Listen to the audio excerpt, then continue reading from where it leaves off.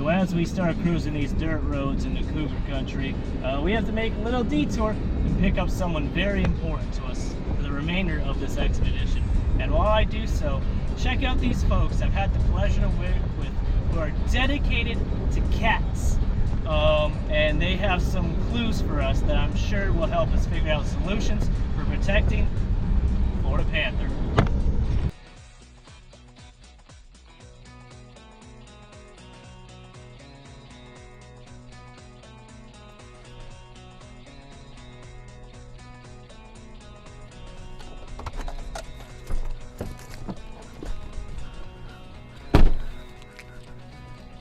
What's up? Eric here. We made it to the Central Florida Animal Reserve.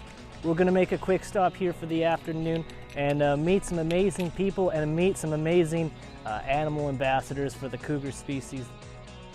I'm finally so happy I get to show off this wonderful place. Being a volunteer here for the past 5 years has been a tremendous opportunity I've got to have, and you know, being around such amazing cat species is truly inspirational, but being around such dedicated volunteers is even better. Most of the workforce here who come out to help maintain and take care of these cats' health do so out of the goodness of their hearts. They take time out of their ordinary days when other people could be sitting at home watching TV, out playing with the kids. You know, they take their free time to get sweaty, to get dirty, to hang out with some beautiful species. And we're gonna get the chance to meet the leader of them all, Simba Wiltz. Dr. Simba Wiltz has been a good friend of mine for a couple of years, and once he's finished up taking care of the cats today, he's going to take the time to speak with us and help us better understand the Central Florida Animal Reserve's mission, but also we're going to break down with some of the really cool residents.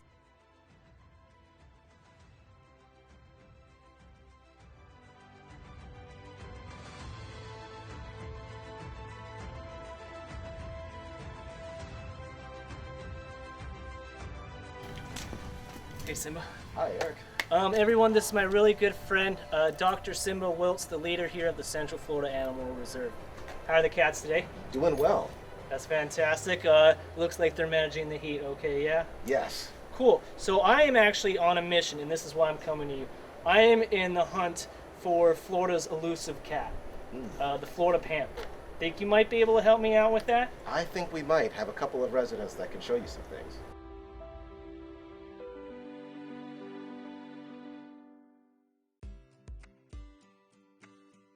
Well, Tupa is a cougar. We don't know exactly which subspecies of cougar he is. He was part of a very large rehoming effort that took place last year in 2020, where there were a number of cats who were in need of homes. And Tupa did come to us as an effort to try to make sure that he would have the best quality of life he possibly can. He is a cougar, and the thing about cougars in general is that if you've been around a domestic cat, you have a pretty decent idea on some of the things that cougars may do. They are not exactly the same, but as the largest of the big cats that can purr, they can use a lot of very similar communication methods. So coming up behind us right here is Adora.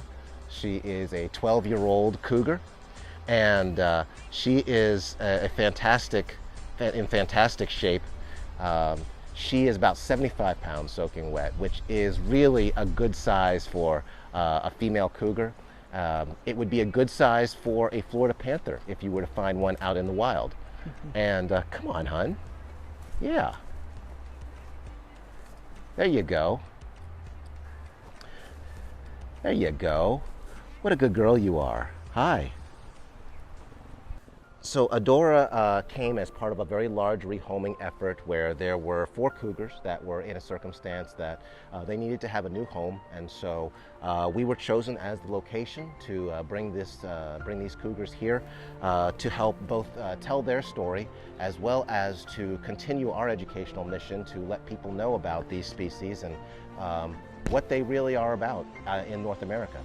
The Florida Panther species, what is now Puma concolor, is actually under very tight control by biologists, because we want to make sure that we aren't just sending cougars out into the wild at random that can conceivably breed with the Florida Panther and introduce other problems. This interbreeding of cougars has actually been used as a solution in the case when the Florida Panther got really small and really sickly. Cougars from Texas have actually been brought in to breed with the Florida panther, increase their strength, and provide them better genetic material. And these efforts over the course of several decades have actually saved the Florida panther. However, once they have gotten into captivity and see humans as a food source, it really becomes irresponsible to send them back into the wild, where it's possible that they could go and seek out other humans who may not be so friendly. Leopards. Leopards and cougars have a lot alike. They're both smaller size cats, well, medium sized. They're about the size of a golden retriever, just like Jameson. And the leopards over in Asia and Africa tend to be more solitary, similar to a cougar, hunting on their own, living on their own, only coming together during the mating season. Now, a lot of people have heard of the black panther, and a lot of people think that we have black panthers here in the state of Florida. I hate to say it, we don't. What most people see out in the wilds of Africa and Asia and sometimes South America are what we call melanistic cats.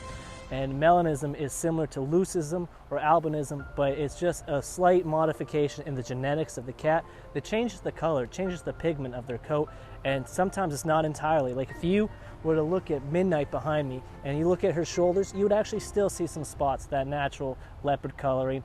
Jaguars are also known to have melanism, mainly the cats with spots. Cougars, not so much. Cougars have that nice brown color that helps them blend in with the natural terrains we have here in North America, but also where they live in South America. So Simba, as you and I both know, we take care of cats of many colors. We've got orange cats, we've got white cats, we've got brown cats, and we've got black cats. Now help me break down the difference between the leopard, a similar sized cat, to the North American cougar. Great question. So the first thing that we talk about are some of the similarities. We're still talking about a feline species. They both have the retractable claws. They both are going to have your swivel ears and these fantastic teeth that she's actually showing us. The other thing that's very similar is that the cougars and the leopards are great leapers, and their body conformation is actually very similar to that. So if you watch Midnight walking around, you'll actually see that her hind end looks like it's a little bit taller than her front end. That's going to be the sign of a leaping animal because they've got so much power in those back legs to be able to jump. That makes leopards athletic, makes cougars athletic. Where your differences are going to be a little more subtle and anatomical. So whereas cougars cannot roar, the leopards actually can. And that all has to do with an anatomical structure of the bones that are in the larynx. Leopards and cougars tend to be pretty solitary. They both tend to be very successful, but they're not found in overlapping territories. The leopard is the cougar of the Asian and African continent, whereas the old world, and the cougar is kind of the leopard of the North American and the South American and Central American continent. Yeah. One's like the cat of the East, the other is the cat of the West. So Simba, how can Americans take what the folks over in the leopard's native ranges, over in India, for example, what can we take away from there about coexistence? So as we start to bring the panther population hopefully back, how can we learn to coexist with cats and see them and not our enemies? So this is a really important question because we face the exact same issue that they face in India here. And that is that we have our societies that we're building up with everything that comes with that, and that has to at some point interface with the wild territories. So when it comes to either India or it comes to Florida, there has to be a way for us to create adequate buffers that will allow us to interact with these species and coexist with these species safely. One of the biggest challenges, doesn't matter where you are in the world when it comes to conservation, is what is that number? That at some point there has to be a balance.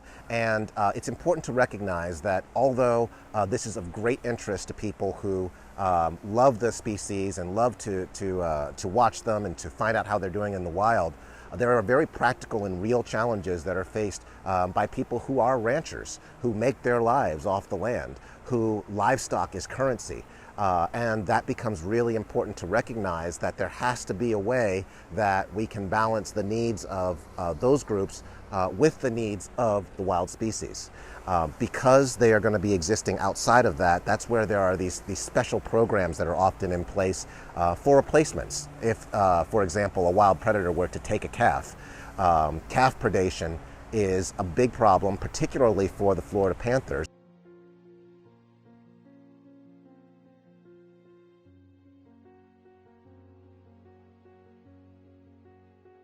This is Koya. Koya is a 16-year-old cougar who has actually also recently joined us. And she's a very curious cougar, so she's coming out to say hi to us.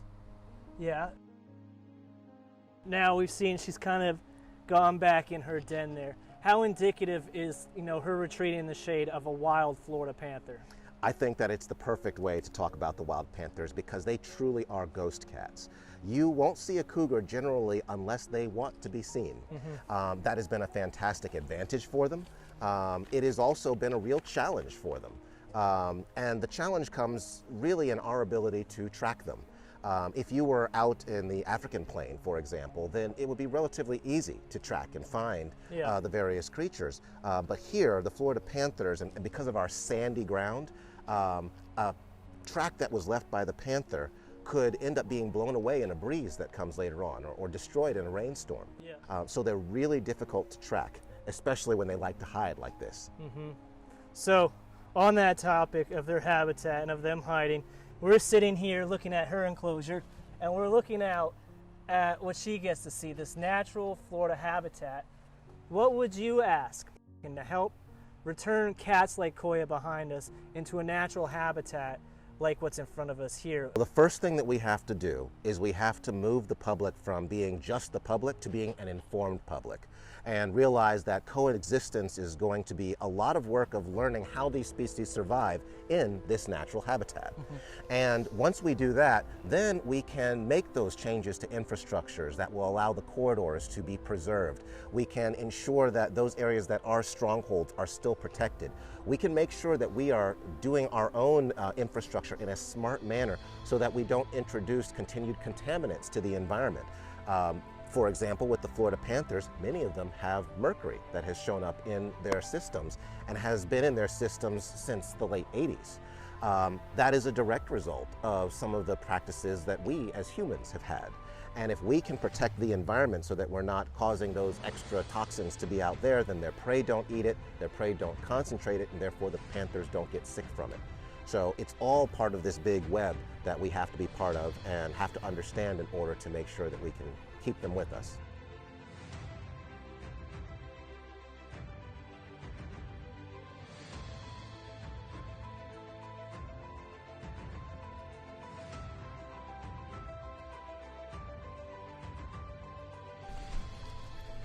All right.